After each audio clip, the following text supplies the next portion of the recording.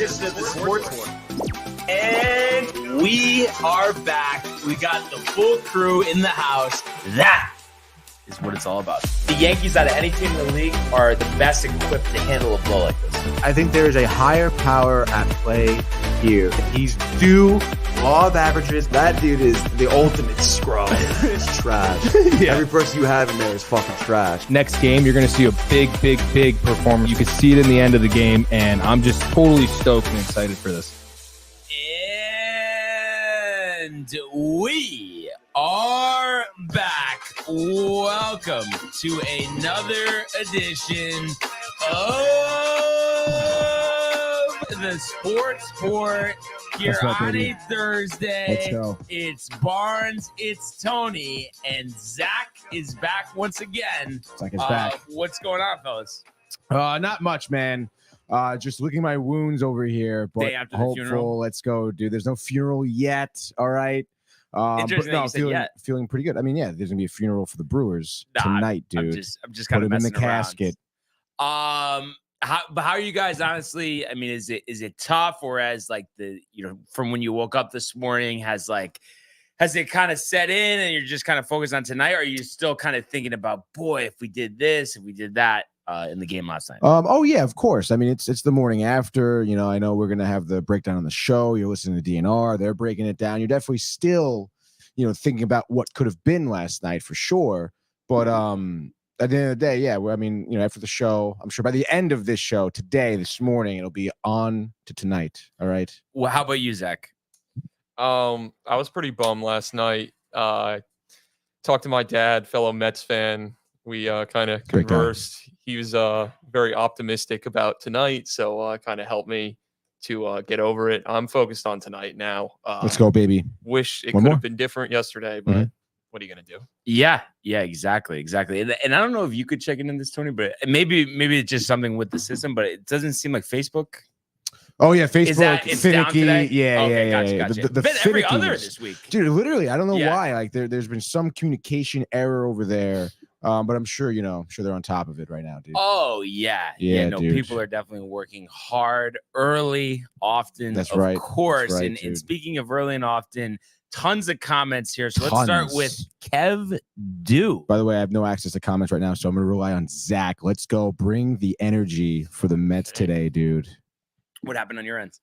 I don't know. Again, I don't know. The apps But you could for have obviously StreamYard, brought dude. up but then actually it doesn't have really. Actually, I probably have the best access here. But either way, continue. Can't believe you didn't notice I shaved yesterday. By the way, like that's insulting. Come on, really, It's like, dude? are you even paying attention to me? I mean, come on. I don't know. It's, maybe yesterday, I don't know if it was a hat. You were in a hat or I something. wasn't wearing a hat. Damn it, dude. Wow, this guy is out to lunch over here. Oh God! All right, what do we got, Zach? Come on, Kev Do starting us off saying, "Let's go. We want the smoke. I got faith in my Mets. Let's That's right, fucking baby. go." Hashtag TCA. Hashtag DTV. Hashtag SportsPort. Let's go, Kev. Do Kev Do. Michael I don't Bucca care. says, "Brian Barney boy, how are we? I don't mean to be nosy, but what did you do in San Diego besides go to the Yankees and Padres game?" We had a fun chuckle about that comment before the show. Oh, It's kind of yeah. interesting. Michael Bucca, I mean, listen, we all joke around, but sometimes with like the yo Barnaby, like I don't understand why. Just Barnes, like Barnes. nice and easy. Oh wow. Seems to Okay. take it an extra step sometimes. That's true. Anyhow, Michael, as you could imagine, we had a dinner in Little Italy. Oh, wow. Went to Coronado for the beach as well.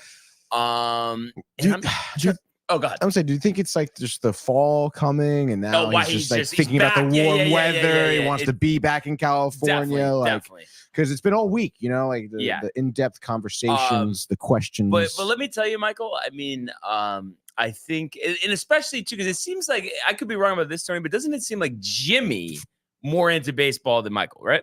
Yeah, I would say so. I think Jimmy Yeah. would have loved the Yankees Padres trip because we stayed right next to the stadium. So you just walked across the street to the stadium. It was unbelievable. So really, I mean, that was a big part of it. It was just, spending a lot of time at the ballpark, pregame, getting there a couple hours early.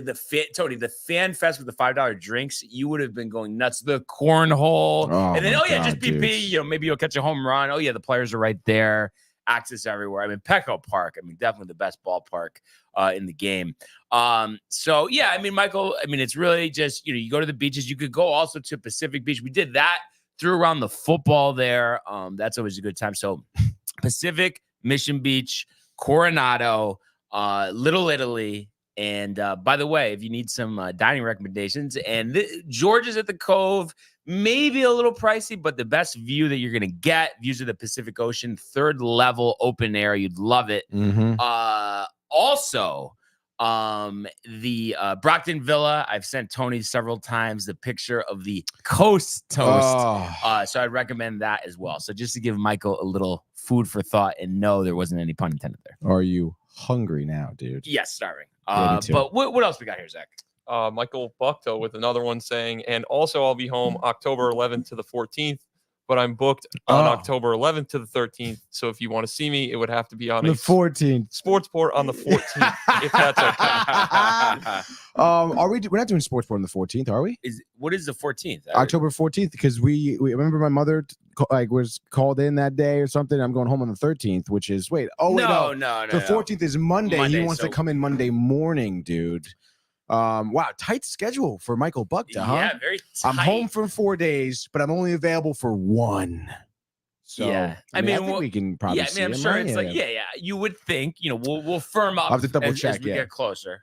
I don't know what's on it, but anyway, continue. Josh B says, "What up, fam? Josh B, Thursday. That's right, baby. TCA #Sportsport #DTV." Yeah, that's right. Big weekend coming up with Josh B, dude. Josh, I don't know if he sent me a guest list, dude. Wow, what are we talking? We're talking 10 people he's bringing. Oh, nice, including dude. himself. Let's go. So plus us, we got about 15 people in the house, dude. Wow. Okay.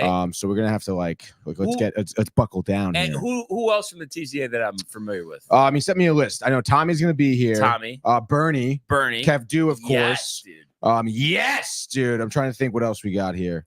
Where we gotta go back in the text message because of course he's talking to me for a little bit. He's always talking to me, dude. Alan, okay. Frank is Tommy's friend, possibly Nick. One open invite to Jake Montgomery, dude. Jake Montgomery, he's a host on ESPN? No. Isn't Jake Montgomery like the producer kid? Okay. The dude who's taking the photos and stuff? I could be wrong. Oh, you're not thinking of Jake Aspen, right?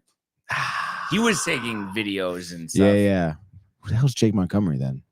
That name sounds so familiar, right? Josh probably already told us. Are we sleeping on this one, dude? We probably are. But regardless, dude. Route for the guest list. Oh my god, dude! Those are definitely some of the OGs. And by the way, he said strictly White Claws for him, dude. He now does their social media. So Jake that would be Montgomery, pretty cool. Okay. That would be sick, dude. Speaking of Sunday, did we figure out the breakfast situation? No, I haven't talked to Josh yet because again, things got kind of crazy. But I have free time today. I figured I would give Josh a call or whatever. Okay. Gotcha. Because I think. I know he wants to do breakfast beforehand. I think we should do just sandwiches here. Yeah, make it easier. We're here, and then go back and forth. I got to talk to Sharon too. We're gonna hopefully, possibly, get maybe a grill outside for lunch sort of deal because we're gonna need lunch, right? Yeah, exactly. And I forgot the setup at the Horseshoe. You said starts at 4, typically. Yeah, we'll get there for 4:30. So we can see the ones. Exactly, see the ones. Yeah, dude. that's maybe dope. Shoot the 2s as well. Wait, what? Shoot the 1s? No, you never. I actually don't know what you just said. All right, forget it, dude. It was slang from back home. You would understand. All right, dude. What else we got here? Josh V says fresh hat barns. Let's go. I have to say, this remains, and I'm trying to think when the fuck did I get this? Now I'm trying. Was it tailgate? No, it wasn't. Was it your birthday something game? Was it the Mets game? It was definitely the Mets game. Okay. It was absolutely the Mets game. I was gonna say since I've received it, and I've gotten a couple hats. What are you, Dave?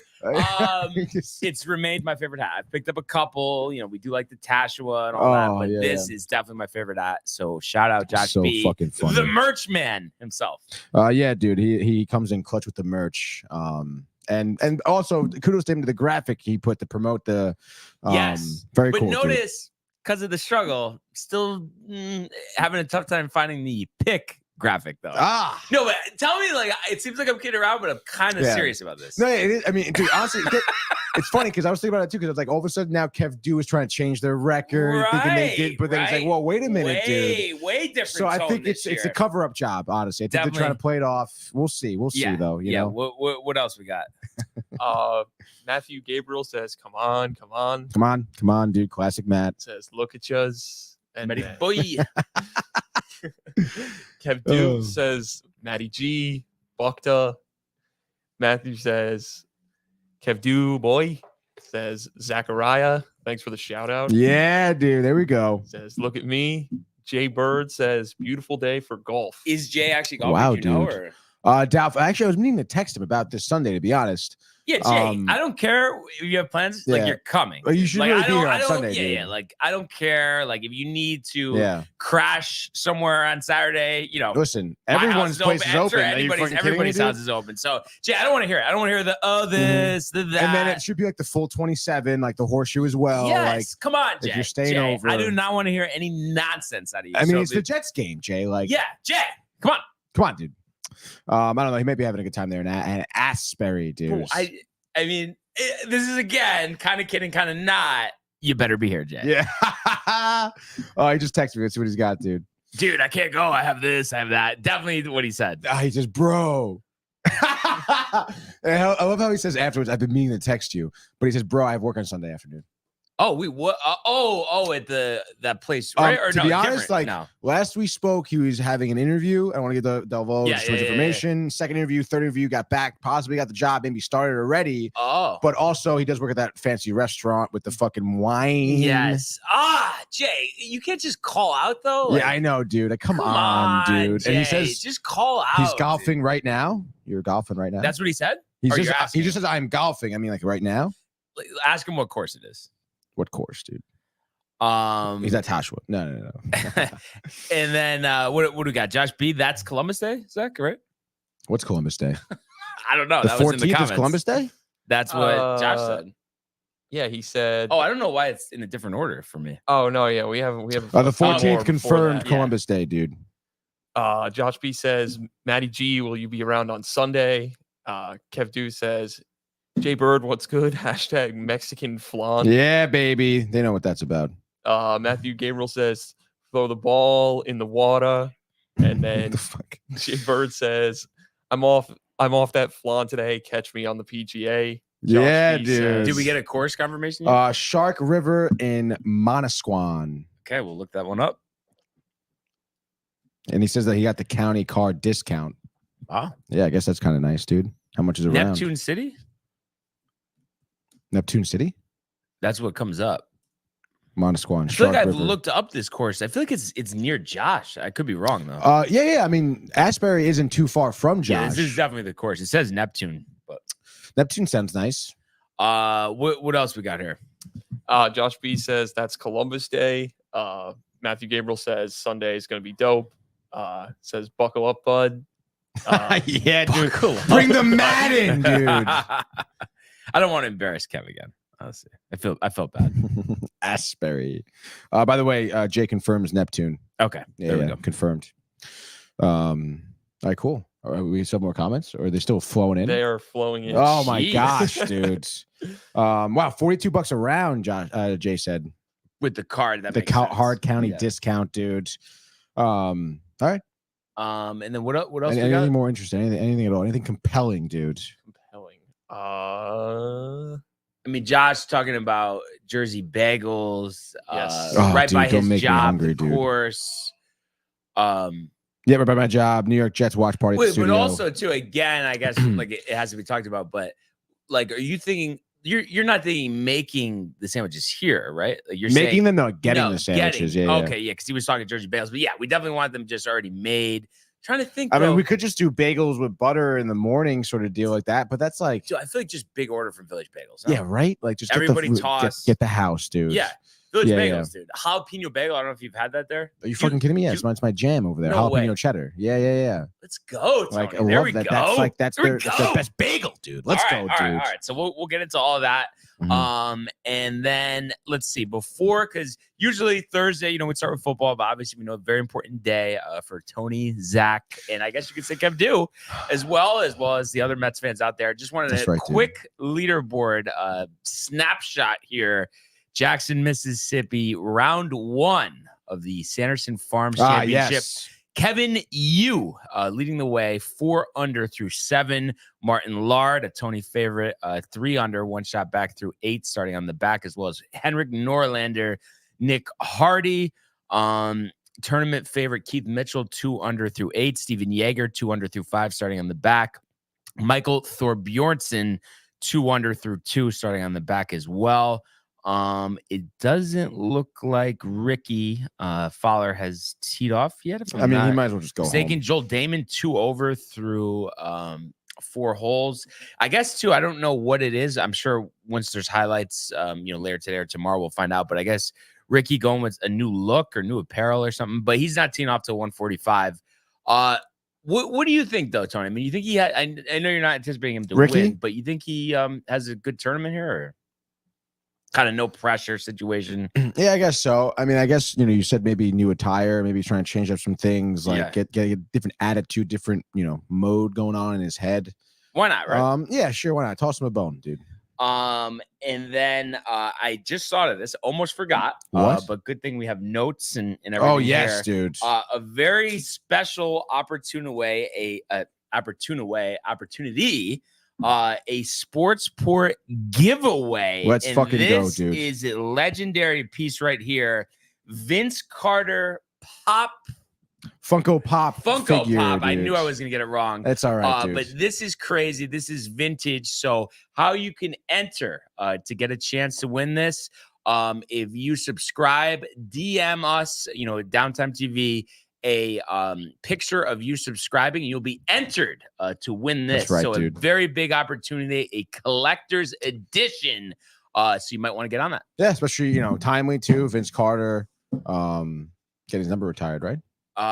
He is getting his number. Actually, yes. Yeah, a couple days ago. Yeah, dude. You're normally on top of those sort of things, Brian. Yeah, you know what we weren't on top of that I can't believe we didn't talk about, but the Julius Randle. Yeah, I know. Like not even. I can't believe Michael didn't give us a tough time. It's honestly him and I have been talking about it for a while. Let me guess though, because I haven't talked to him about it. I think anyway. Maybe he said something in the group chat, maybe not. But I would think that he likes it just because he didn't like Julius Randle. He doesn't really seem that happy. But didn't he want Julius Randle? No, he does. But I think he wanted to. He did say to me, I remember him saying that he didn't see that group of Knicks play a lot together because Randle was hurt. Right? Okay. So he would have liked to see that maybe a little bit more before they got rid of him. And also, it doesn't really seem like he's a big Karl Anthony Towns fan. Right. He just thinks the way that guy plays isn't going to be great for what he wants the Knicks to play. Gotcha. But Karl Anthony Towns, Jersey native, I believe, right? Yes. Renee's brother, I think they went to same school for a minute before he transferred, whatever, dude. Saw him playing high school. He looks pretty good. All of a sudden he's gone. NBA, whoa. But I don't know. I mean, it did seem like that they gave up a lot. I mean, I know. See, I don't know about that. Just because, Randle, I mean, obviously, I think we know, Karl Anthony Towns is definitely a better player than Randle. Mm-hmm. It's just like DiVincenzo was like top 3 in the NBA in threes made. Did he break the record for the Knicks in single season? He probably did. He broke Fournier's record. Yeah. But I just think it's one of those things where you have an opportunity, you go with it. Randle wasn't going to resign. And was there a first round pick or there was a pick involved? Yeah, it might have been a first. No, it could have been a first actually.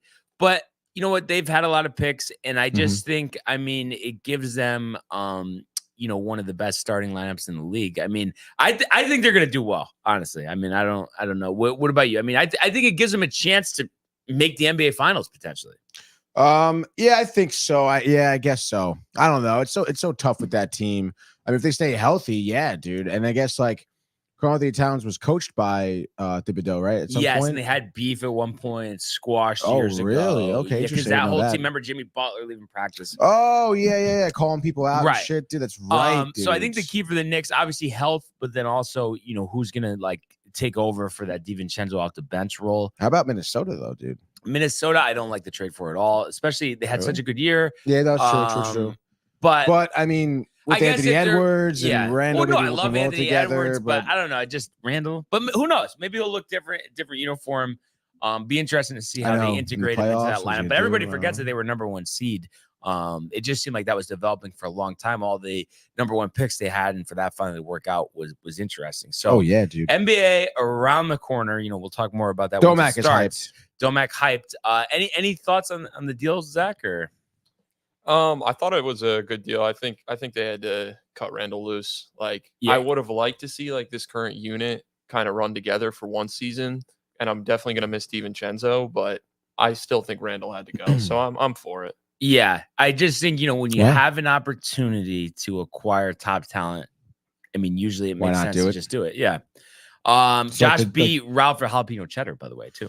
Yeah, dude. We'll talk after the show. We'll try to get a head count. Who wants the sandwiches? Yeah. Get some money together. Put the order in, dude. What do you think? 2 each for us, or? I mean, goddamn, yeah, right, dude. Then we have the chips, dude. So there's so many chips, dude. And then of course, we'll figure. We'll talk. We'll talk afterwards. I got some time today, finally, dude. So. Yeah. So there we go. Of course, time all today, but not during the game. All right. I mean, come on, Tony. You can't even just give me a little it just figures. You just have to give me the deaths there for saying that. I mean, yeah, I guess so, dude. I mean, I don't know. I mean, yes, it is tough time during the game. I mean, obviously you're going to be setting up, but you have an hour and a half. 7:05 first pitch, whatever. Is it 7:05? I thought it was 7:38. No way. Yeah. 7:38 first pitch. That seems unlikely. The 7 o'clock, it says on ESPN. Yeah, so 7 o'clock. Okay. 7 first pitch. Okay. There we go. By the way, game would have been at 3:30 if the Padres won. If the Braves won yesterday, but they didn't, obviously. Yeah. So I mean, that's good though. Extra rest for Pete Alonso. Yeah, but actually, so you have 2 hours before, right? Or no? Is it a 9 o'clock show? It's I forget what time the show is. I think the client arrives at 8 o'clock. So. Oh, okay. But either way, I mean, you have some time. The feet will be up. Yeah. Hopefully it's 10-0 by then, dude. But let's jump into it officially. The world of Major League Baseball.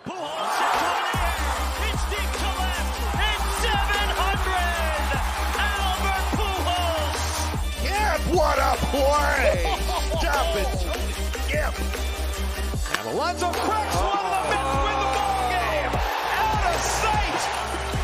And it works at 100 miles an hour. 14 strikeouts. Drilled deep to left field. There it goes. See ya. All right. So usually.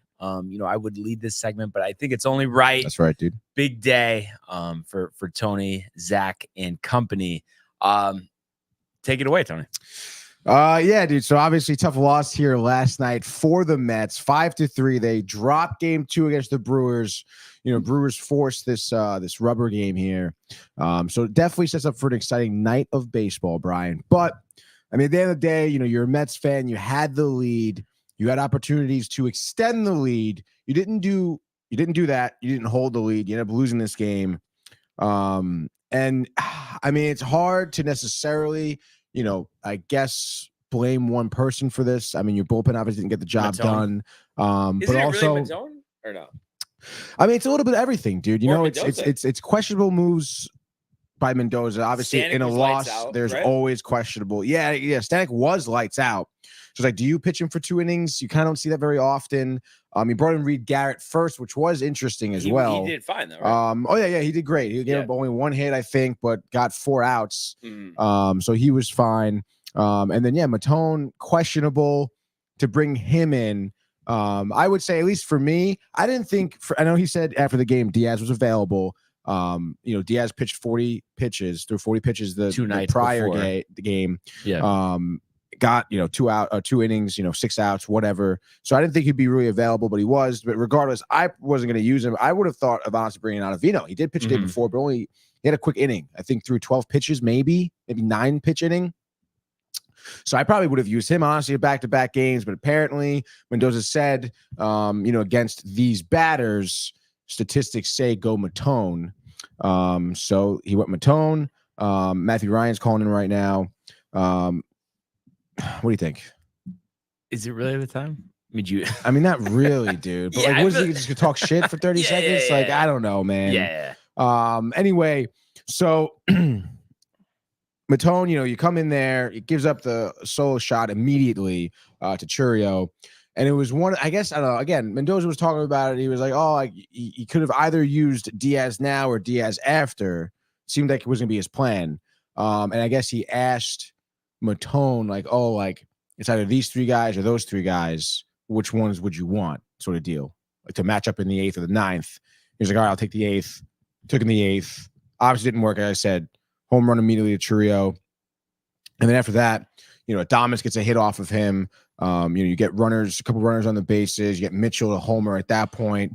A 2-run blast, which I guess was a good pinch hit call, by the Brewers there. Just a quick question here. I'm just thinking about this. Matthew Ryan says Mets suck. But because Churio, had already homered earlier in the game, if you were the manager at that time, I know it's like Monday morning quarterback though, would you have put in Diaz for the 8th and then just figured out the 9th or no? I mean, looking at the line, let's say Diaz comes in. All right, he gets Churio. He gets a 3-up, 3-down sort of scenario. Then that means Matone in the 9th would face Adames, either Sanchez or whoever they pitch hit for him. In this case, would be Mitchell and then Rhys Hoskins. So, I mean, not necessarily. I feel like any one of those three guys also could homer. It's almost like you just needed somebody else you could count on in that scenario. Exactly. And I mean, that was the story of the Mets all season long, is that their bullpen is not strong enough. Mm-hmm. And obviously they didn't really do much to add to the bullpen, So, I mean, here we are. Bullpen still is not strong enough. So you have to rely on your offense to give you enough cushion. And that's kind of where you look at like the 6th inning or the 7th inning, excuse me. When you had nobody out and 2 runners on, it's like, how do you not end up scoring there? And they came in with nothing because I forget. I think Taylor flies out to shallow, doesn't move the runners up. Somebody, I forget who, also flew out but moved the runners up. JD gets walked. Alvarez grounds out, ends the inning. You had 2 runners on with nobody out, and you come away with no runs at all. You had bases loaded with 2 outs. You couldn't figure something out. And I think Dave was talking about this, but it was like Dave or Rick, but it was a very similar game to the game before. The only difference is in those situations, 2 outs, runners in scoring position, they didn't get exactly. the runs in. And again, think about that. Like if you had a bases clearing double, all of a sudden it's 6-2, different ball game. Even if you do have this blow up spot, it's 6-5. Maybe you could have brought in Diaz to save the game. Right. So and again, I mean that. You can blame Matone all you want, but you can blame Mendoza for putting him in there. But regardless, like that's your problem. Like you need your guys, you need your lineup to show up. You need your bats to show up to score runs. Like that's what they're going to have to do in order to advance in the playoffs. Like no matter what, because your bullpen is not reliable. That's just the fact of the matter. That's the reality of the situation. So you have to figure out ways to score, dude. And in big spots, you're looking at people like Alvarez, obviously in that ground out situation. Like Alonso, I don't know if you saw Alonso's kerfuffle in the 4th inning, maybe. Running the first base. Dave was hammering. Did you hear him talking about that? He hit like this ground ball. It was the guy bobbled it, right? The guy bobbles it, and like Alonso, like while was he walking? No. He was running down the baseline. But he's just that slow. He dropped the bat in front of himself. So he tripped over the bat, dude. My God. And instead of 1 out, maybe it was an inning-ending double play. I mean, that could be the beginning of the end to Alonso. I mean, dude, honestly, it's like not even that's like a problem, but it's also just the fact that you haven't contributed at all. Yeah, I think, what did they say? September 17th was his last home run. For 40. That was his last home run. All singles. Yeah, dude. Yeah. So obviously that's not great. It was not great by any means. And I mean, it's not even like you're giving me contributing like this past weekend. You didn't contribute in the Braves. Not really much to the Phillies. Yeah. Sometimes, you'll see him get like an RBI double in the 8th inning when we're up by 3 runs already. Whatever, dude. Like, we need you in big spots, dude. Oh, yeah. And he's not showing up at all. So that's someone you want to look at in the lineup. And I mean, not for nothing, Mendoza said it at the end of August. If Alonso heats up, like that's Watch going to be out. watch out. Exactly. And he's not. So it's like, what are we doing? Imagine if we did have Alonso like hitting a home run in this game, dude. Again, like if at any point having that big hit, like, would have catapulted, I think the Mets to victory here. We just didn't have that. And again, I was telling Zach before the show too, after Alvarez grounds out to end the seventh or whatever, or to go to the bottom of the seventh for the Brewers, I mean, you felt it. You knew, like, it's a one-run game. Our bullpen is not strong. Like, we're probably not going to hold this lead at all. Yeah. And then the trio ties it up, dude. And then it's just all down there from, downhill from there. And I don't know, man. I mean, you can, I guess, again, I mean, I don't know. It's tough. I think I would have put Ottavino in there before Matone. I don't know what the numbers say, but all I know is that I'm watching the game and I see a fat graphic of a 4.4 ERA next to Matone's name. And I'm like, that's not fucking settling at all, dude. But is that for the season? It's unsettling. Like combined with the Rays or no? I think so. Because with the Mets, I thought he had good numbers. No, let's check it out right here. I could be wrong, but I'm almost positive. No, you're probably right. Because again, I think he started out like real iffy. And then really kind of and then dialed it in. Like again, I'm sure the numbers, like Mendoza wasn't lying. I'm sure the numbers did say that. Looks like he says he has a career. Where this year with the Mets, he has a 2.51 ERA. How many games? How many games? Let's see. He has 31. I mean, so that was obviously he's been good, but I think this was fourth game in 5 days. Yeah, fourth game in 5 days, and it was obviously Tampa Bay. He had a 5 ERA in 40. Yeah. So that's kind of what obviously brings it down or pushes it up a lot. So again, I suppose it's good, but I don't know, dude. Again, I just feel like in those big spots, like in those high pressure situations, I feel like when he does struggle, it's one thing if he's, middle relief guy. Again, when we have a significant lead, you can check the game logs for yourself. I just feel like those times he just hasn't been great. And clearly he wasn't ready for this one. I mean, he left the ball over the plate. I think it was a curveball that just kind of hung a little bit. And Trio after the game said it. He's like, I was just looking for something over the plate. I saw it. Swung at it. Boy, he's really really struggled to start, and he's been just on fire. And is he only 20, right? Is he that young? I'm pretty sure, yeah. I mean, that I wouldn't be surprised, honestly. Jackson Chourio. Let's see. He is 20 years old, dude. Wow. That is kind of wild. I mean, that was obviously huge. He was so jacked up, and it's like, oh my God, and then dude. To think about it too, I mean, who probably put him there in some capacity? David Stearns. Yeah, probably. Yeah, you're probably right. Signed him. I know, right? Oh my God, dude. It was definitely a tough loss, especially after like having the lead, but going into the back half of this game. But you honestly, because you were kind of saying though, even with that lead, you were thinking that wasn't going to be good enough. No.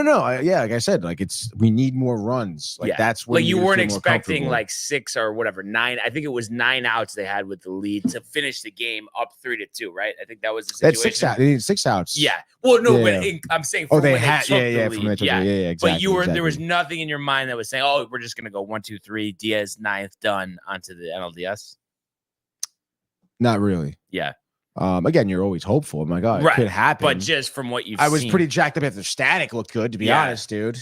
I was actually listening in the car on the way back from Sands. Yeah. How he rose. I was getting riled for Stanek. Yeah. Dude, I mean, that was dope, honestly. That's someone who you don't expect to really show up at a big spot. And he kind of did a little bit. So, yeah, it did get you jacked up. He was like, this is exactly what David Stearns envisioned when they brought him over at the trade deadline. He even has more of a snarl than Gary Cohen, honestly. Yeah, definitely. They could be brothers. I feel like the way they sound. I don't know, dude. I think you're tight on Gary Cohen. Sorry, dude. He's getting the award. It's all right, dude. Whatever. Really, you even said that. I thought you said Sterling's getting it just because it's his last year. No, he probably is. Yeah. But still, it'd be helpful for Cohen. Regardless, dude, do you think after Matone started up that home run, you think you would have pulled him and brought in somebody else? The home run was to tie. Yeah. He gave up 2 home runs or no? No, just the one home run. Who gave up the other home run? Oh, wait, no. He did. My blow. No, hold on. He definitely did. Says he has a 27 ERA. Yeah, he did give it both. Wait, so who? Oh, Mitchell and Mitchell, then the Churchill. pinch hit Gotcha. for Sanchez. Yeah, I mean, this is like a game you want to close out. Like you give up a home run. This is the playoffs. This is a regular season game. Yeah. And then also I have to ask, because this was mentioned, I think Rick was talking about this, but Manaya's pitch count was low. It was. And they took him out. I mean, at the time, were you like, what are we doing? Or I guess it was a matchup thing. I think it's a matchup thing, and he did not look very strong. You know? I mean, but 5 innings, 2 earned. I mean, pretty good numbers. No. Again, like the line will be good for him for sure. No walks. But I'm trying. I mean, how many hits did he give up? 6. So I mean, you're just saying that like his stuff was kind of hittable. Basically. Yes, dude. So I don't know. I mean, again. Yeah, I don't know. I mean, again, you could say that also. You could say leave Manaya in another inning. Boy, but I mean, I don't know. I mean, again, like up until Matone came in, it wasn't an issue. But you know what I would question though, just because like the other night, and I know it was different. I guess maybe they were losing the start, but then ended up taking the lead. But if like it was okay to leave Sevy in after you're giving up 4 runs, and Manaya obviously was pitching way better than that. You know what I mean? Like I guess again the matchups, and I guess they were losing at the time. But yeah, exactly. I think a little bit of a different scenario. And I don't know. I mean, obviously, you know, Mendoza saw something in Sevy that he must have not have seen with Manaya. You know, because obviously it worked out with Sevy and everything like that. I don't know. I mean, I think it's just a different scenario, you know, and I think maybe Mendoza also, maybe he's thinking about what tomorrow would be like if he did, like, what are you gonna do? Bring in Diaz after Matone serves it up and then ask Diaz to get 6 outs? Yeah. It's I mean, that's a tough situation for Diaz, you know. I mean, you can't at this point. I mean, obviously Diaz is your best bullpen guy, but like you can't have him getting 6 outs every game, you know, for the longevity of the postseason. So I don't know if he's thinking about that. I mean, these are tough decisions that a manager has to make during a game for sure. But again, I will stand by at the end of the day. If the offense was working like they should have, we would have won this game. Like that's it, dude. Like that's what you're looking at. And yeah, that has been the calling card for the Mets down the stretch when they've won these games. Yeah. So looking forward to tonight, Quintana versus Tobias Myers. And, you know, I don't know too much about Tobias. I just kind of looked this up quickly. But 26 years old, first season in the bigs. Had a 3 ERA, 25 starts, 2 relief appearances. But just, looking at his game logs recently, he hasn't had a long outing, since September 14th. So just interesting to see what they do with him. And I don't know if they had messed around with an opener in those games, but against the Mets that time, he did start that game. He did start that game. Okay. So it was just, they took him out to 56 pitches. So, I don't know why that was done, but regardless, I mean, it seems like from when we opened, you guys both, feel pretty good going into the game tonight. I mean, how would you guys kind of describe your confidence level heading into this one? I mean, look, you got to feel good about your pitching matchup. I think right now, you mentioned Myers, he's young, first year in the bigs, maybe he's a little nervous, whatever. First postseason here. You mentioned last time on the 14th, 6 innings against the D-backs, gave up 4 earned runs. So I mean, I think it's the D-backs too. So it's like, I mean, again, if the Mets lineup show up here, he could do some damage. It's going to be interesting, though. I mean, only 1 hit over 4 the last time out against the Mets. I know. And so they probably wouldn't hesitate to do a shorter outing if he's going to have that type of performance. I mean, oh yeah, of course. 1 dude. hit and I would 4. imagine again, Brewers. I mean, go to your bullpen. They have one of the better bullpens in the NL. Devin Williams. Devin Williams last night, lights out, obviously. So I don't know, dude. I mean, I think it's it's a good pitching matchup, but again, I mean, the Brewers, this is game 3. They're going to have off days. They know what's ahead of them. They wouldn't mind, blowing through more of their bullpen. I know they used a lot of guys last night. But these elimination games, I mean, guys will pitch pitch 8 days in a row if they have to. I mean, it doesn't really matter, dude. So I mean, I don't know. They're going to use whoever they can to get there, which is pretty deep. You have Savale too. I'm sure we've seen him come out of the pen before. Yeah. So I wouldn't be surprised if they do that. So I don't know, dude. I mean, you put a number on it though. 1 to 10. Confidence. My confidence level? Yeah. That they win? Yeah. Let's go 7. 7. 7. What about you, Zach? I'll go with 7. That's like a soft 7. I think, dude. You know what? mean, I know. Go ahead first. I just think I am confident. I am confident that we can win this game. But if we do not produce offense, we are not going to win. It's the same thing as last night. It's the same sentiment to me. Like, you cannot, like, that's the way that we've gotten here. So if we don't have offense, what are you going to do? And I really hate how we're in Milwaukee right now, to be honest, dude. Yeah. Because they're fucking riled. Yeah, they are riled. The fans were out in full force last night. I'm sure they will be tonight. Oh, yeah, dude. But yeah, it was funny the way you said that, Zach. I mean, also, though, it seems like is in the back of your mind just thinking like, you know, we've had these type of scenarios before, even 2 years ago, the pivotal game 3 against the Padres. I mean, does that play into it as well?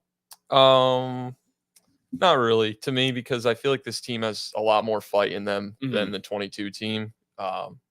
So we'll see. I mean, like I said, I think we match up well with them with Quintana tonight, but we got to score runs. That's how we got here. Gotta score runs, dude. Yeah. Like you gotta like Alonso's gotta show up, dude. Yeah, that will was he though? rough. I don't know. It doesn't seem like he will. So basically, you're saying if you had to guess, you would say he probably won't. Like you like probably have to 1 rely for on 4 someone with else. a single. Yeah. But again, we still also should. I mean, Vientos has been so hot, even in this postseason, doing a great job. So let's fucking go. And obviously, we know Iglesias is clutch for a nice base hit and stuff Dave like that. loves him in the field. Loves him in the field, dude. He's got some grit, dude. He knows he's playing for something, certainly. So I don't know, dude. I mean, it's tough. I mean, you just want to fucking win this game, dude. Of That's course. all it is, dude. You know, so the one game tonight. If they lose, we're not doing the watch party on Sunday. Dude. We'll get to the official predictions in a sec, but just also reviewing what else we saw yesterday. And what do you know? The other 3 games, all sweeps in those series. First one, the Michael K special, the Detroit Tigers. 5-2 in Houston. So for the first time since 2016, no Astros in the ALCS. And kind of interesting. I mean, AJ Hinch, I mean, I would say a masterpiece here, piecing together a game where he started a reliever in Holton, and he used 7 pitchers, combining for 9 innings, 5 hits, 2 runs, 3 walks, and 5 strikeouts, throwing 130 pitches. You know, that's how you get the job done. And, you know, Hunter Brown pitched well in his own regard for Houston, 5 2/3, 2 hits, 1 run, 2 walks, 9 strikeouts. But unfortunately, former closer Ryan Presley, you know, really that was the difference in this game. He only went 2/3 of an inning, 2 hits, and 3 earned runs. So him and Josh Hader got 4 outs, but also gave up a run himself. So that was the difference in the game. Obviously, tight game, late. Tigers pull away. I mean, pretty remarkable story here for Detroit. Yes. To get to this point. I know you didn't see it coming. I actually predicted the sweep, so it was kind of in line with what I thought. I mean, what was your takeaway from Detroit advancing here? Yeah, I think AJ Hinch really outmanaged his way through this series, to be honest. I mean, the bullpen call was the right call, right? I mean, that's got to be great. You mentioned 7 pitchers. Yeah. Dude, that's a lot. I mean, you got to have a lot of confidence in your bullpen to do that. So clearly he knew what he was doing. Because, again, we see it all the time in the postseason. It takes, you know, just one of those guys to blow up. Entire different game here.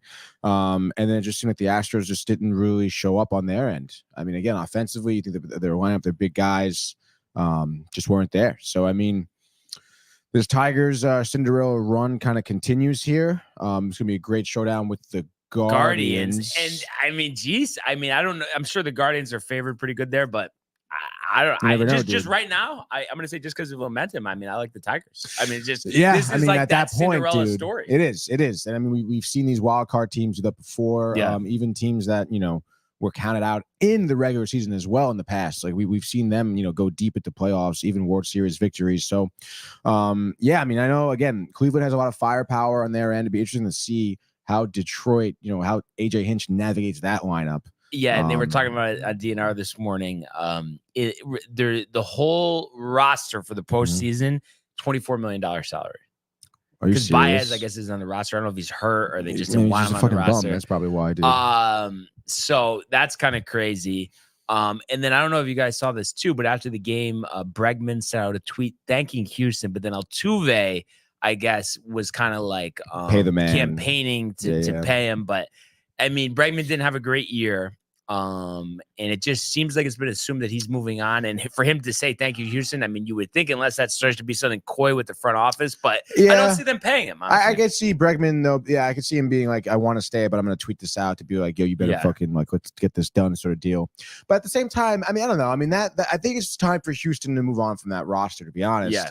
Because not for nothing, I mean, they won the World Series. Like they did it, you know? Yeah. Like after the whole cheating scandal, they ran it back. They got Dusty in there. They got Verlander. Like they figured it out. They won it again. Like, and now it's just like, all right, like these guys are another year older, another season's gone by, and it's just like they're not like I think it's time to like rebuild a little bit here. Yeah. And I don't think signing Bregman to a long-term deal is going to really help you that much. But it's interesting who will do that. I don't know if it's, a team. Well, I guess the Giants don't make sense because they have Chapman, but just a team, Orioles? I guess, that's desperate. Maybe the Orioles, but then again, I mean, they just looking at the Orioles would kind of make sense because, I mean, they have Westbrook and, but you could move Westbrook to third or Henderson to put Holiday in there. So, Jackson Holiday. It doesn't really strike me as a natural fit. And I know a while ago people were talking about the Yankees, but no way. You can't bring that guy in. That'd be kind of ridiculous. And I just think he's a declining player. So you stay away from the declining players. Minnesota? Correa? Could. I guess that's an option. Who plays third base for them? I don't know. Correa's at short. Yeah. But I don't think they have like somebody crazy I don't think necessarily. Crazy, dude. So who knows? Or maybe, the White Sox could be desperate enough. Oh my God, dude. But a lot remains to be seen there. And you mentioned the Orioles, second straight year they go home in the wild card round. So they're 0-4 the last 2 years in the playoffs. Kansas City winning 2-1, getting the right to play the Yankees. So I look forward to seeing them at Yankee Stadium Saturday night. Seth Lugo here didn't go deep in this game, but got the job done. 4 1/3, 5 hits, 1 run, 1 walk, 6 strikeouts. Only mistake a home run to Cedric Mullins in the 5th. Zach Eflin, similar numbers on the other side, 4 hits, 1 run, 4 innings, 3 strikeouts. And the difference in this game, the game-winning run, Bobby Witt Jr. reaching on an infield single, scoring Isbell in the 6th. That was the difference in the game. And Kansas City has that good bullpen. And Craig, what is it again? Dude, I don't even know, dude. We tried to look up the pronunciation yesterday. Earkig, whatever. Anyway, made quick work of the Birds in the 9th. Yeah, dude. Pretty disappointing season for Baltimore. I know they have a lot of young players, but they also, gave up assets to acquire Burns? No. Well, yes, but the guy from the Marlins. I feel like he. Oh my God, what the heck is his name? He was like very disappointing. The pitcher. I'll look it up and tell you in a second. But do you kind of know who I'm talking about or no? Yeah, no, I do know who you're talking about. I guess he got injured because they don't even list him on the roster. Trevor Rogers. Okay. Yeah.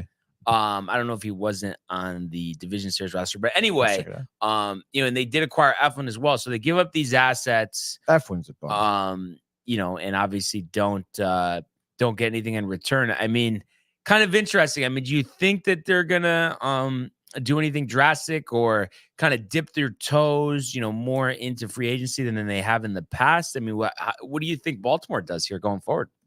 It's a great question here. I mean, obviously, this is a gut-wrenching loss for them. I would say more so than, honestly, like last year, especially given the fact that, last year's like, haven't really been here before, new team sort of deal.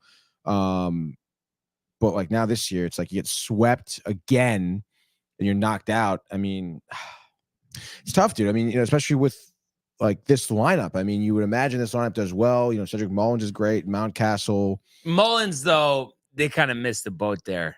You think so?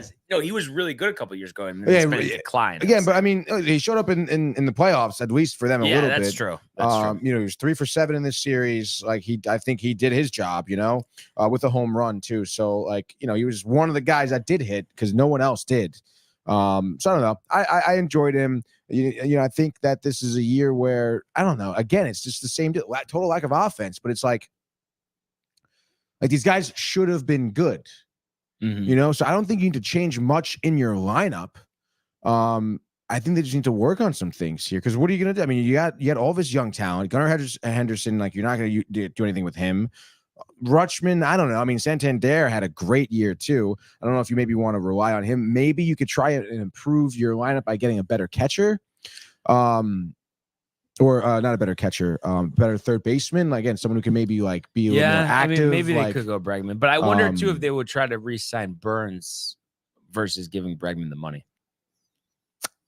It's a great question. I mean, I don't know. Would Burns starting pitching is hard to come by, dude. Yeah, he's going to require a lot of money too. Yeah.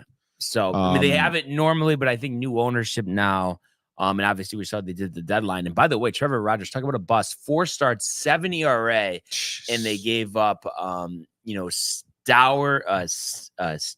Kyle Stowers and Norby. I guess they were 2 of their top 5 prospects. They do have Rodgers for 2 more years, but the numbers just haven't been great. He had the great rookie year, and then ever since then, it's just been a train wreck. I mean, he's 26. Apparently, what I was just reading is that he's been doing good in the minors. But I mean, like exactly, you kind of needed him right now. Obviously, who was their DH? Do you know who they're throwing in at? I don't know like if out of it's their lineup rotating. I mean, because if it's James McCann at all, you gotta get the hell out of there. No, I mean that wouldn't be a full-time thing. But what was I gonna say?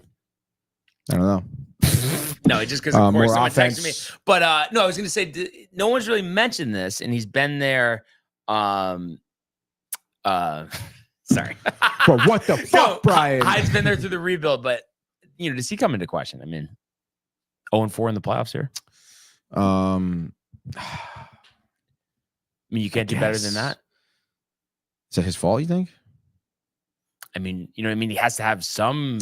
I would say maybe this year more so because I mean the back end of the year was not good. Clearly, their heads weren't on straight. These guys, and I mean, Jesus, 1 run through 2 games in a wild card series. I mean, you gotta isn't that as a manager? I mean, your probably top job is to get them in the right headspace for this position, like for high pressure situations. Clearly, hasn't done so. So, what do you want? You want to bring in Girardi? What do you want? I honestly would be in favor of Bucks not gonna have a second tour. I think he deserves Girardi, a spot, dude. Girardi is motivated. I don't know. I think Buck's more motivated, dude. Girardi's won the World Series though. So what? Oh, I don't know. All right. I mean, I think anybody would take a World Series. I guess so. But I feel like, I don't know. I feel like Girardi, I guess we'll see. Or is he going to be, I don't know. The whole Phillies thing really turned me off about the whole situation. Yeah. But I don't know. What are you going to do? What are you going to do? I don't know. It's tough, dude. It's tough. But so we'll have to see, what they do moving forward. But definitely, yet again, Tony, disappointing season for the Birds. And I know they've come a long way over the years. But, I mean, this was a team that people thought could make the World Series. Yeah. And yet again, they don't win a playoff game. Speaking of not winning a playoff game, the Braves do not win a playoff game. Crazy. Padres sweeping them 5-4 victors yesterday. Musgrove only went 3 2/3 left with an injury, 4 strikeouts. And then they had to go to the bullpen, which wasn't great. Bled a little bit. But Robert Suarez at the end getting the save there for the Padres. So setting them up for a tasty matchup with the Dodgers there in the divisional round. That is going to be a good one. Yeah, dude. I really honestly I can't I guess I could believe it because I kind of was saying how Max Fried on my fans team end of the year. Braves, we knew it. Dude, no, but also gone. it's not even just Max Fried. The Braves in general, because of the injuries, because of things were not trending in the right things direction. Were not, obviously. But again, I mean, you look at take it for one game at a time. I mean, if Max Fried had a good outing, they're probably playing game 3. Yeah. I mean, again, you just want to take it for face value. You give him all the runs, dude, in 2 innings, and the bullpen holds it down. So it's like, ugh, how about Higashioka, another homer? Oh my God, kind of crazy, dude, to be honest. He had a pretty solid night there. 3 for 3, Arise 2 for 5. Oh wait, he's not that good, Josh. And then Machado 1 for 4. Who is this? Matthew Ryan. 30 seconds. All right, let's see what we got going on here. Let me connect him to the Roadcaster. Let's see if this works today. Hopefully it does. It seems to always work for Matthew Ryan and nobody else, to be honest. Is it unmuted? Meet the Mets. Meet the Mets. You have 30 seconds, Matthew. Oh my God, dude. Excited. You have 15 more seconds. You should be excited, dude. You see a great game, dude. Like you've been seeing great games this entire wild card series with the Mets because that's what they do. They make for some entertaining baseball, dude. Yankees start against the lowly Royals. That'll be a nice sweep. First of all, I'd be careful what you say here, Matthew. I wouldn't say the Royals are very lowly. Yeah, they're not lowly, but we're obviously riled, and I can't wait to be at Yankee Stadium on Saturday. And how about those fucking Astros? Woohoo! Yeah, me and Matt were talking about it. Would have been nice to kind of get them back, but at the same time, we also can't look at this as a bad thing. I mean, obviously, they've been to 7 straight championship series, so not a bad thing to throw out of the pitcher. Yeah. Orioles, God. Astros, God. Yeah, I think AL Road, so much easier. I think though, right? From the wild card rounds, I think for the Yankees' sake, probably went like the way they would have selected it, right? I don't think you would have wanted Baltimore and Houston. No, of course not, dude. You want to look at the stats of the Yankees against the AL Central. It is very much in your favor. We beat up on the AL Central. They did go 6-1 against Houston, but everybody thought, different team. I don't know. Were they a different team? Because we saw what they just did against Detroit. Maybe not. Baltimore just won 2 out of 3 Yankee Stadium, but again, they had tapered as well. But Kansas City just went through a 7-game losing streak as well. Right. But they have good pitching. So great pitching. It's going to be interesting. But the first matchup, I believe, Yankees Royals since Chris Chambliss hit that walk-off home run in the ALCS. Probably in 77 or something. Yeah. Kind of crazy. It is pretty sick, dude. It just sounds so good that are you gonna, all the teams are. Oh no, go ahead. All the teams are AL Central, and we have dominated the AL Central, so I'm not even worried. Are you thinking about changing your mind and going to the game on Saturday or no? I have work, unfortunately. But call out, this time of year. I might want to. Yeah, I might. Yeah, so I just think about it to see. As a baseball fan, my 3 teams that are out that I really wanted out, 2 of them are out. One of them is playing tonight. Now they will be out tonight. I'm predicting a 8-1 Game 3 victory over the Mets, the Brewers. Wow. So I was going to ask you for your prediction on the way out, but I guess you already gave it to me. But we'll have to catch up with you tomorrow, see what happens. But thanks again, Matthew Ryan. Gosh, so dude. I think just kind of wrapping up this wild card game here. Braves going forward, I think they'll be fine getting a lot of guys back next year. Maybe retool the roster a little bit, but the same key cogs I'm sure will be there. They got a lot of guys under control or signed. The Braves? Yeah. Oh, yeah. Padres. I'm going to just say this right now. I think they beat the Dodgers. 5 games set, but I think they win. I think they're just on fire right now. That stadium's going nuts. I know Dodgers typically have been the bugaboo, but Padres this year won the season series 8-5. And we just seen the Dodgers for whatever reason, under Dave Roberts, other than the COVID season, seem to get nervous in the postseason. We know about some pitching questions for them as well. So that's kind of my thought. What do you guys think about that? I think pitching is their biggest issue, which I think is going to be the nail in the coffin for them, to be honest. I can see the Padres winning this one too.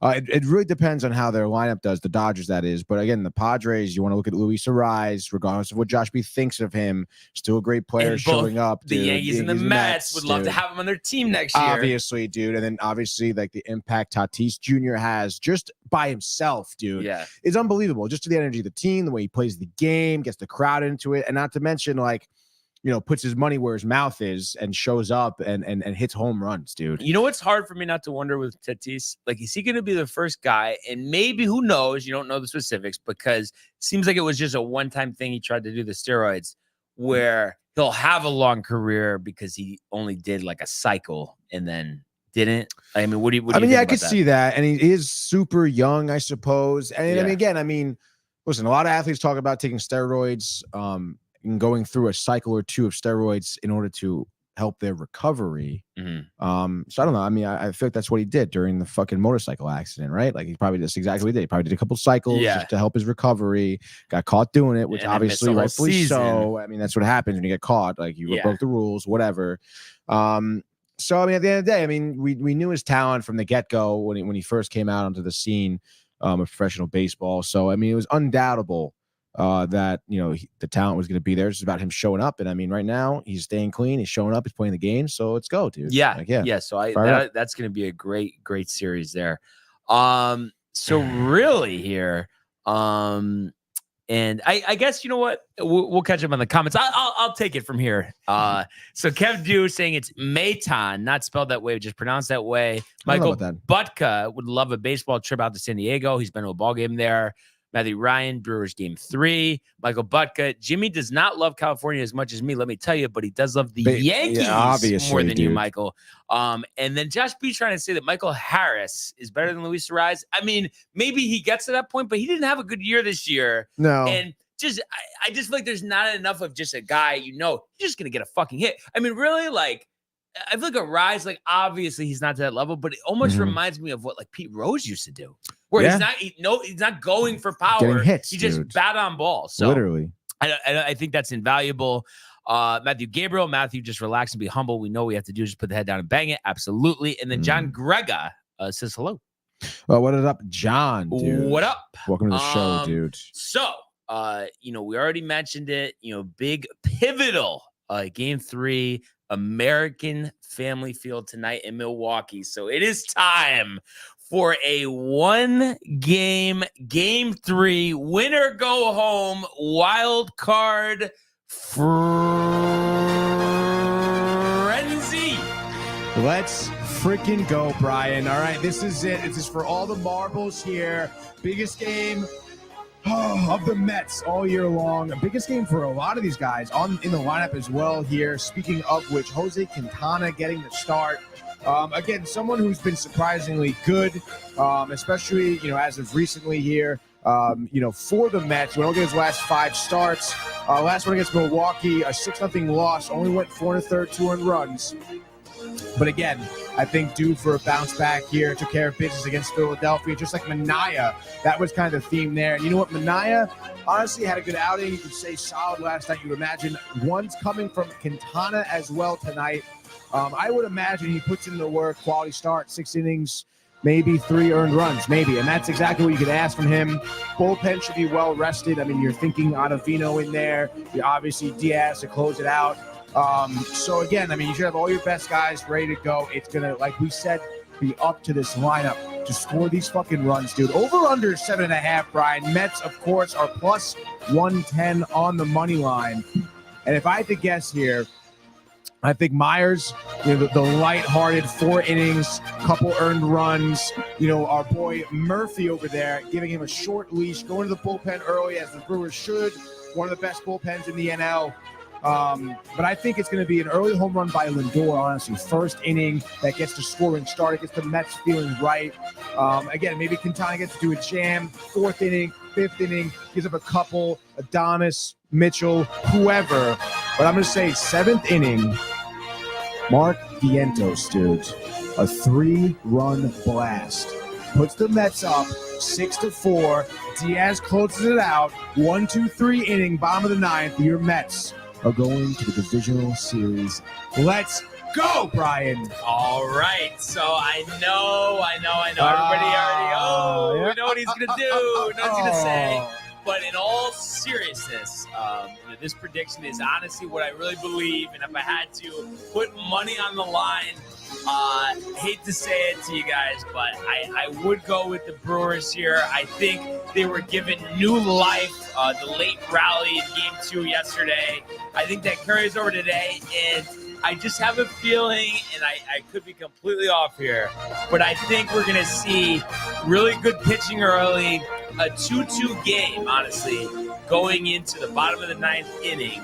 Jackson Chourio off of Diaz, sending the Brewers to the NLDS. Brewers and the under. Lastly, Zach, what do you got? I think it's going to be a tight one. Quintana will do us right. I think he'll only let up 2 or 3 runs. I think we're going to have to answer back. It'll be close down the stretch. I think Iglesias gets a base hit in the 7th inning. one of those like close, like beats out first baseman. He's been doing that a lot. And then I think Lindor with a blast, hopefully, to bring us to the NL. Oh my God! All right. Oh. So just like that is your wild card frenzy. I mean, you got to sound more convincing than that, Zach. And I honestly, again, because we all get it, everybody has their thoughts about me with the Mets and stuff. It's a fact. But it's more of just what I've seen in the past. And I just think this Brewers team is good as well.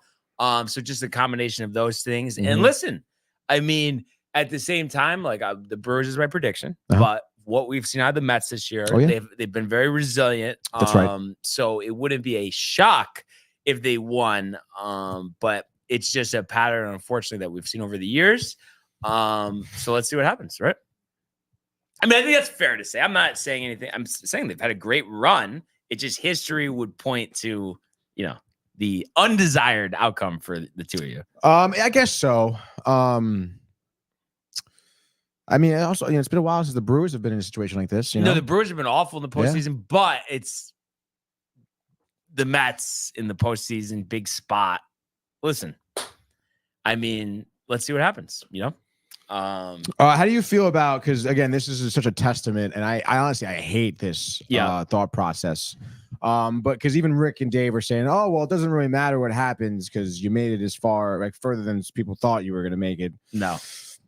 I mean, it's still going to fucking hurt so much. No. Like if you did make it this far, like it's so stupid, dude. That it's so is what some stupid. people would say, is a Matt attitude, kind of accepting that. I know you're not accepting that. No, but I'm not, dude. I mean, that's so fucking ridiculous, dude. That's not it's not okay, dude. No. Especially because the way you played. I would imagine man? Second half probably second best record to the Padres, right? Probably, especially in the probably. National League, and it's probably even like close. I would imagine, dude. You know, like Jesus. So yeah, nothing would make me say that would be okay. Not okay, dude. I hate that. Oh, big picture of this and that, but no.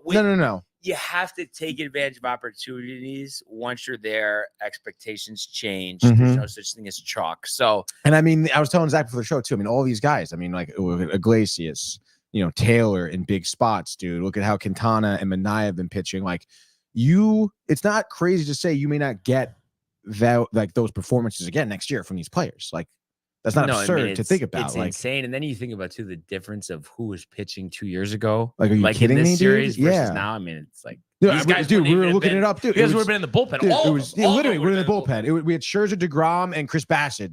Against the Padres. The Bassett teetering, but regardless, are you kidding me, dude? So, I mean, it's going to be fascinating to see what happens. Yeah, dude. Fascinating, dude. And I was gonna say more, but I'm just not. Yeah. That's what I thought. That's what I thought, dude. There's just no That's point. Right. Anyway, let's go to the world of the National Football League. He wants Jefferson, climbs the ladder. Oh my goodness! Justin Jefferson, the catch of his life.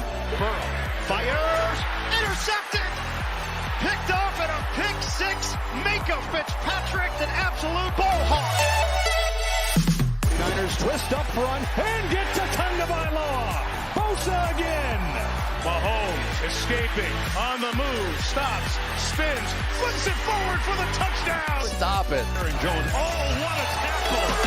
Quincy Williams with a pile driver. All right. So week 5, I can't believe I'm saying that. Beginning tonight, Falcons, Bucks, NFC. Herb Street, Al Michaels, locked in, ready to go.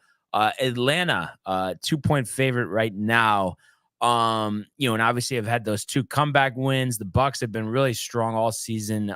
Just one clunker mixed in between 3 wins. Baker's been doing a good job of distributing the ball to his receivers. Oh yeah. We talked about this earlier in the week, but again, I find myself confused why this is not a pick'em and why Atlanta would be favored. I know, 58-yard field goal to win, Cousins the drive on Monday Night Football against the Eagles, but I don't know. I think the Bucks have played a lot better football than the Falcons, especially on offense. Yeah, like way better, dude. I mean, again, even if you want to do like a quarterback comparison in terms of stats, I mean, I guess, Cousins is having a solid year, but Baker has had more production. Yep. Has over probably more than 100 yards through the air here. Completion percentage is better. Right. Yeah. Baker's thrown about 70% completions here in terms of like touchdowns to interceptions. I mean, it's what Kirk Cousins has 4 touchdowns, 4 interceptions. Baker has 8 throwing touchdowns, only 2 interceptions. I mean, he's been sacked less. He's got a better quarterback rating. You want to look at the running back situation. I mean, we talk about Rashard White a lot. Bucky Irvin's also doing well. Uncle Buck. I mean, what the hell are we talking about here? I mean, I don't know. I mean, maybe is Evans still kind of banged up? Not really, right? Is he healthy at this point? Yeah, he's right? healthy. Yeah. So it's like him, Godwin, like I don't know, dude. And like a pro capper or someone who sports bets a lot would say, "Oh, I mean, that's just a trap game." Yeah. Of course, they're gonna say, "Whoa, well, why wouldn't I take the points of the Bucks?" I don't know. I just think you're overcomplicating things by thinking about it that way. I'm kind of curious. What do you think about this, Zach? I mean, how do you see this game? Kind of playing out. Do you think it's going to be tight, or do you think it should have been a pick 'em, or potentially even the Bucks favored? I mean, what do you think? I personally think the Falcons are getting a little overrated. I think people want them to be good, so they're being projected as better than they really are. I know I shouldn't be talking because we blew the game to them on Sunday, but yeah. I think the Bucks are just a better team, especially offensively. They have so much more firepower. I mean, Baker has exceeded all expectations there, and I'm a big fan of his, even though it's tough to play against him.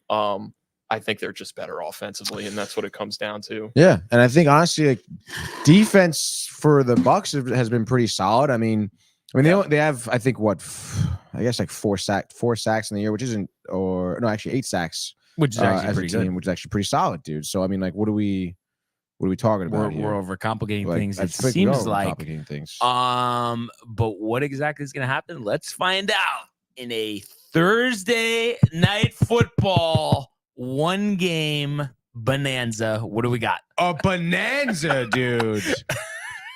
A bonanza, dude. Don't you mean a frenzy, dude? Week 5 in the National Football League.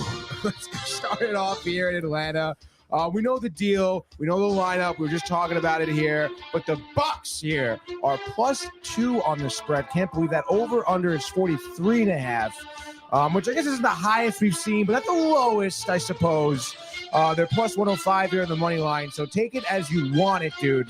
We laid it down. Kirk Cousins, prime time. I get it. Maybe, would he have a Monday night game that he won? Yeah, he did against the Eagles. That was your other win besides last week.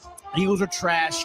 You can even argue the Bucks are a better team here. Going to be very interesting to see, honestly, how this pans out. But, Brian, why don't you tell us what you think will happen? All right. So I think the Bucks are going to come out, firing on all cylinders.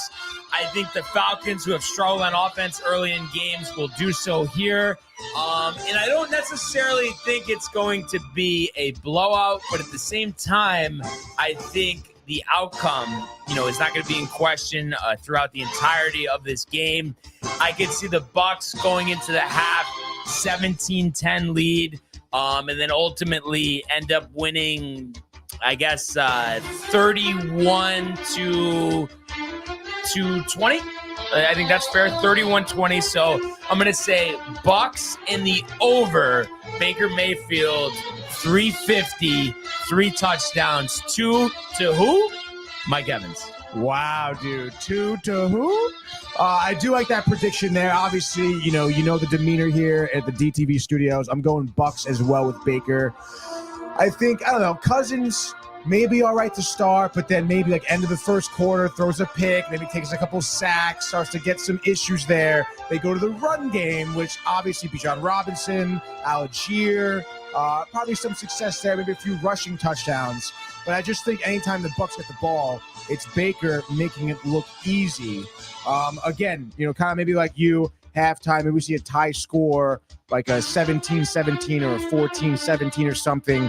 But fourth quarter pull away, again, Baker rushing down the field. Evans, doesn't even matter. Did Rashard White out of the backfield as well. I think it's Bucks I'll say 28-21. I'll say actually 31-21. Why not, dude? The 10-point victory for the Bucks, dude. I believe Let's almost go. copying me exactly. That's kind of interesting. That's all right, fine, dude. What do you got, Zach? I think the Falcons come out hot. They finally get a touchdown, which they have struggled to get. And we are tied at half, 10-10. Bucks putting up some scores as well. But then I think the bake show commences, and he starts to really lay it on. I'm going Bucks 24, Falcons 10. They go scoreless in the second. Wow. And just like that, that is your Thursday night football frenzy. So, I think normally, Tony, you'd be pretty intrigued about this game, but given what's going on in the baseball realm, I almost forgot there was football tonight, to be honest, dude. Exactly. Which, like I said, is definitely, I mean, give me a fucking break. Definitely Amazon, understandable. Thursday night, fucking Chris Thompson. Who's our boy who was the lineman for the Colts, bald guy, loves to wear the hoodie with the fucking suit jacket. Was he on the Colts? Andrew Whitworth. I thought he was on the Bengals. No, I don't know, dude. But that's who you're. That's talking who I'm about. thinking of. Andrew Whitworth. Not a big fan of him in terms of commentating. Yeah, he's all right, it's dude. just. It's funny. I feel like I used to watch so much like pre-game and like just football shows and stuff. And I feel like the only media I get is like on the radio, honestly. And then just which is ironic. Game, yeah, exactly. You know? Which is really funny. But I don't know, man. I mean, I don't know. I mean, I guess I'd have to go look at it again. But I think those pre-game stuff, like shit, it's just not that like good anymore. Dude. No, like the game is long enough, honestly, where we hit all these points they talk about during the game, where I don't really need to watch a pregame show. I would more be interested in the postgame shows, to be honest. Yeah. The reactions, dude. But it's very interesting hearing Zach talk about, two divisional rivals here, duke it out here. Hopefully keeping some hopes alive for the Saints to make some playoffs actions here. But we'll see, dude. We'll see. Yeah. What do you think about maybe Adams going to the Saints, dude? Yeah, I was gonna actually ask you about that. Oh, really? No, I literally was gonna ask about that. Again, Tony copied me. What were you saying? I think it's interesting because the problem with us is we can't pay him. We just can't pay the guy. We're already shelling out so much money, and we're still working on re-signing Kamara, extending his contract. Right. I'd love to have him, but realistically, I just don't think we can pay him. Interesting. But I would absolutely love to have him, and the chemistry is there, obviously, with the car from Fresno. Yeah, it's interesting because obviously we talked about him potentially going to the Jets, and Brian's worried about too many mouths to feed in terms of getting certain players a certain amount of catches and touches and looks and stuff like that. So I don't know. It should be interesting to see where he ends up because I would imagine like he's gonna hear offers from like he's gonna want to hear offers from other teams too. Oh yeah, and at the end of the day, it's up to the Raiders. Not him. Yeah. But we know he really wants to go to the Jets, and he would obviously be okay with going to the Saints. Does he have any like no trade teams or anything? No. So he has no say at all. No say. Okay.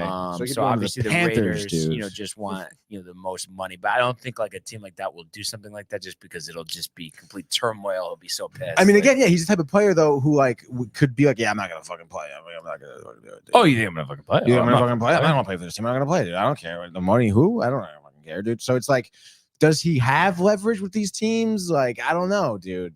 Like, would you, if you were a team, like that's like not necessarily on his I want to play for you list, would you still try to make an offer for him to the Raiders and try to get him to your squad, or you think it's not even worth it at that point? Like prima donna, too much. Yeah, unless there's just like a specific circumstance where the team is desperate, maybe just had an injury at wide receiver. I just think you want to make sure you get somebody that wants to be there. Right. That's the important thing at the end of the day. Yeah. So it'll be interesting to see, what happens there. And I'm kind of curious too. I mean, you heard Tony say kind of my thoughts on this, Zach. What's your thoughts if he were to go to the Jets? Do you think that there's too many receivers, personalities, and just not enough balls to go around? Or, I mean, what do you think? Yeah, I kind of would have to agree with that. Just given the fact that, like, if you look at like Breece Hall's numbers and Garrett Wilson's numbers, it's not really jumping off the page, I guess. At least Tony's not out of his seat. No. So I think that it's definitely a lot going on there, and it's another added factor to the team, and they're still kind of trying to fully develop their offense. But I don't know. I could definitely see it because of just given the circumstances. But well, and it's interesting because the obvious thing, just in terms of talent, you would be like, okay, well, let's just get rid of Lazard and we'll trade him. But it's like, Rodgers wants him there. Mike Williams, you could trade him, but I mean, he could be really good, and it's kind of came on the last couple of the games. Mm-hmm. So be fascinating to see what they do. And who knows? I mean, how they perform against Minnesota could go a long way. But obviously we'll talk about that tomorrow. Big show tomorrow, full frenzy. Obviously, recap of game 3. Could be a great day, could be a horrible day. Who knows, right, Tony? That's right. So, what are you nervous right now? Do you have that feeling? Of course, you're inside? nervous. I mean, regardless of how good you think your team is and the odds of them winning, I mean, the game could end your season. So yeah, it's like that nerve-wracking. But is it almost scenario, like it's dude. tough to even focus on other things? Like you might be in the midst of something, but then back of your mind, you're thinking about the game later. Yeah, it is like that. Yeah. Are you nervous, Zach? Yeah, definitely. I mean, it's been such a great season, and I would just really hate to see it end at this point. What are your plans for the game? What are you gonna do? Watch it at home? Probably just watch it at home with my brother. It's like the war room. Me and my brother, dude. we lock in, because this week has been taxing. It has been. You live and die by these games, dude. It's crazy. Yeah, it's ridiculous. One of the craziest. What's your setup like? We're talking just typical couch, big screen in the living room. Yeah, just a big screen, and then I actually have a little monitor set up under it, so I'll probably throw the football game on there as well. Okay, so that's inconsequential to me. How about are we talking pizza on the table, or are you too nervous to even be eating? Yeah, I'll probably have dinner before. Have dinner before. Yeah. Might do a reminder, dude. Pumped for this weekend too. Let's go. Are you pumped kidding? For this weekend. Let's go, dude. Yep. Yeah, Sunday's gonna be ridiculous. It was funny. I was just thinking about this because Zach saying the war room and the stuff. War room. It was funny because she already knows this, but I think it got because we were just I don't know how it even got brought up, but I think Sam last night was asking the Yankees. I was like, no, the first game's Saturday. That's what I'm going to. And I was kind of just explaining, just about me with the Yankees, how I just can't explain it. I don't know it. It just everything else is so different in terms of sports, where it's I can live with results. And she's like, me saying the we stuff, and so she's like, it really feels like you're on the team. Yeah, dude. But my God. It is interesting though. I mean, do you you? I mean, especially you, Tony. I mean, knowing me for the last couple of years. I mean, would you feel for you with the Mets and the Rangers? I mean, do you feel you see the parallel, or does it seem like I exceed that? No, I would say you exceed that in the sense where it's I don't know. And listen, I mean, obviously, I'm in the same in your boat in terms of when it's big games and stuff. But it's all year long. You're living and dying by these games, even when it's when it's June. Sort of deal. So I'd say it's a little different in that scenario. But yeah, dude. I mean, is there have you seen is it just besides me and Matt? Does have you seen anything similar? Or I guess Dave with the Giants and the Mets, I guess. First of all, I don't know if you heard Dave this morning talking about how he was reacting to the game last night. Oh, yeah. And then throwing the remote or his cell phone. He threw his cell phone or his phone, a house phone across the room. And his son, he goes to his mom, Mommy, I hate when Daddy acts like this. I lost it oh my God. But no, yeah, I mean, I've grown up with some huge Yankee fans. Honestly, even Gino in college. Okay. He fucking stands. Gino, if this is the Gino's in front of the TV like this, in the living room, and he's just fucking standing there like this during the at bats and stuff, and it's like that. Yeah, that I've seen some intense viewers, dude, for sure. In for Zach, for you, is it like that with the Mets, where sports wise, everything else is secondary, or is it kind of more even keeled for you?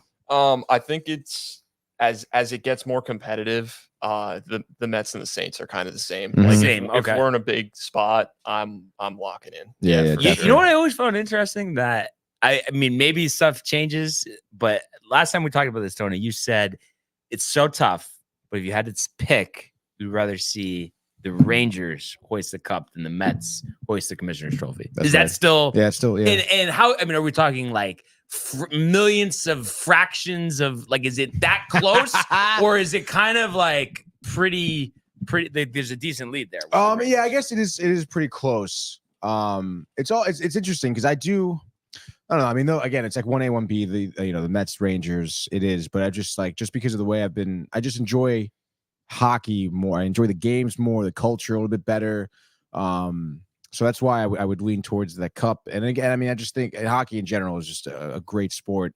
But yeah, it's fractions. It's fractions. I would say though, like the fact that baseball, in terms of like my friend group growing up, and even here, obviously still too more popular than hockey, it does make it more close. It does make it closer for me. Because it's like I would love to see the Mets win and be like, yes, like everyone sees the Mets won. Let's go, dude. And it's nice too. I'm fortunate to be friends with people who I feel like with baseball, because I feel like a lot of people don't get it, especially that are like around our age. Yeah. But I feel like it's it's refreshing. Like Mark, Corey, Mike, and then of course Matt. Like it's just like you know what I mean. Like you wouldn't we would all roll our eyes at the people saying, "Why do you care so much? There's so many games. Baseball is so boring." Like I don't. That must be the most annoying comment to ever hear in my life. I mean, it's just so much fun to sit down and watch the full game, dude, and just get into the minds of what's going on. And I think it's because people don't realize how just impossible that this game is, dude. Yeah. Like it's so freaking hard, dude. And it's very unlike any other sport. I mean, the entire sport, every statistic is based on you doing an errors. Honestly, like it's so different and how it's conceived than any other sport, I think. And people just assume because it's not like a physical sport that it's not like, oh my God, I can't really watch this.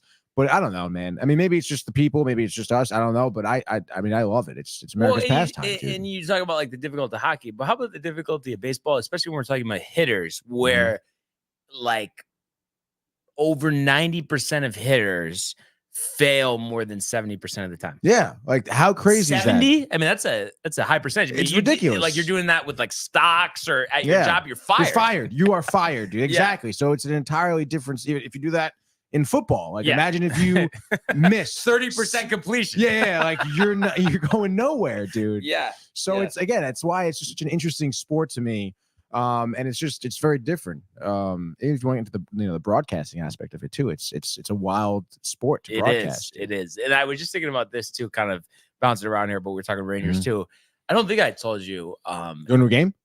Well, that definitely gonna go to a game. We got to schedule our game. Yeah. But besides that, Costco, they had $13 each beanie and like a snapback or whatever type of hat you want to call it. Like you're getting $13. I feel like the beanies sometimes are like $40 easily, or something. dude. Yeah. There we go. I'm excited. Oh my God, I'm so excited for hockey. Dude, actually, that reminds me. We've kind of been slipping on it, dude. Divisional previews. When is opening night? Technically, the first game is Friday, the international series, but then actual opening night is it's next Tuesday. Next Tuesday, the 7th or something, right? Wow. 3 games. All right. So Monday. No, take it easy. Bonanza. Yeah. With the literally football, Monday. 3-hour show. Yes, right, with the planning of the Rangers game, we're gonna go to 2 probably. Yeah, we can definitely slip that in there, dude. Yeah, let's go. Let's go. We gotta figure it out here. And then also Costco too, by the way, $16 Yankee t-shirt. Like, come on. Wow, dude. Like that, pretty good deal. Yankee though, right? t-shirt, rotisserie chicken. Let's go, dude. But yeah, that pretty much does it for today. But a great show and a reminder, if everybody wants to enter to have a chance to win the Pop Vince Carter item here. Definitely show us your subscription. Matthew Gabriel, who's commenting, we want to see that you're subscribed. We're not sure, so we Prove can't it, dude. officially enter you in. But he also says, fellas, just ran on the beach listening to the show. I mean, wow, what an absolute vibe. One more time, it's Pop what? A Funko Pop figure. Funko Pop figure. Funko Pop, baby. Let's go. Vince Carter, very hot right now. Yeah. I thought you'd be a little more riled for it, to be honest, dude. Like riled for Vince Carter sort of deal. You just don't. I've never been like, if it comes to me like good, right? But I've never like we talked about like jumping out of your seat, like memorabilia, right? I feel like I'm more of a merch person. Like I want to wear it, because I've always just thought like bobbleheads. Like we're gonna stare at it. Like I don't know. Yeah, that's right. I mean, we had the sweet Anthony Volpe one up there, dude. It's dope. I love that, dude. You know? Yeah. No, it is. It is. No. It's like honestly, that stuff is perfect for like the studio. But I just feel like me personally, I don't need it in like my own room or whatever. But for here, I feel like it's perfect. That Pete Alonso one might be getting stomped on tonight. Wow. So I mean, let's see what happens, Tony. Like I said, tomorrow could be great, and it could be the day after the funeral.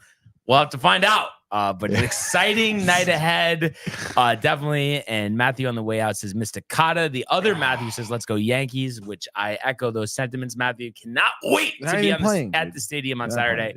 But would like to thank everybody today for tuning in, continuing to comment, like, and subscribe.